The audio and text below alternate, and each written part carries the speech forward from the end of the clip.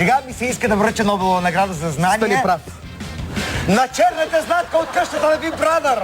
Ама ти днеска нямаш спирка, бе, човек. Какво да направя? Искам да връчвам награди. Ще изпреш кафетата. Добре. Ще изпреш кафетата. Гледаме как Златка се опитва да обясни на отбора си имената на известни българи. Пример на култура. Премиер на културата. Златка току-що измисли нов ръководен пост. Ами това е защото за Златка културата е над всичко, Рачко. Но да вървим напред, господин Василев. Мачкаме ги! Давай. Чакай, спокойно. Не бързам. Не го знам какъв е това.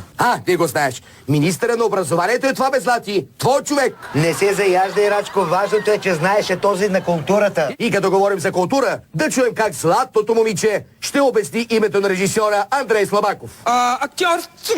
Млад, стар. Стар, средна. Играе ли в сериали? Къде играят? Народния театър играе ли? Да. Права си е, Златка. Те всички в България са актьори. Кажи нещо от името. Иван Ласкин да не е. Не. Еми стар, ти си доволно стар. Абе, чуде си, кого ли още ще пенсионират без време? Не дей много да питаш, да не ти излезе на теб късмета. Кажи комедия нещо, кажи как започва. Първото му име как е? Първото име какво е?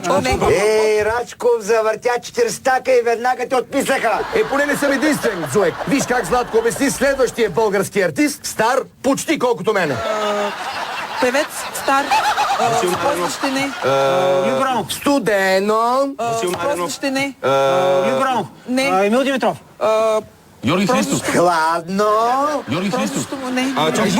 Аз първо Клешников. Топло. Поп музика ли? Естрада, да. Рок мисля, че. Не рок, ами направо хеви метал. Въргала. Влади Въргала. Бинго! Не. Бинго, ама линия. Златка не е съгласна. Не е Влади Въргала. Човекът се казва Владислав Карамфилов. По-прякор Въргала. Това да не са столици на Европа, че да ги знае. А сега да чуем за един истински рок-музикант. Фънки. То не го знам. Как не го знаеш? В къщата с него от 20 дена без лате? Тума име, на какво прилича на името му? Чакай. Кът си тихо, когато Юлиан играе, другите мълчат. На какво прилича името му? На какво прилича името му? Кога има имен ден? Сбъркай. Дай следващото, дай следващото. Сбъркай го. 5 секунди. Дай следващото. Давай. Няма право, бе, човек. Не мога. Димитър Ковачев бе. Какво общо има Димитър Ковачев с Фънки? Нищо, Рачков. Какво разбрахме от цялата тази игра? Важното е, че си имаме премиер на културата. Пример на културата.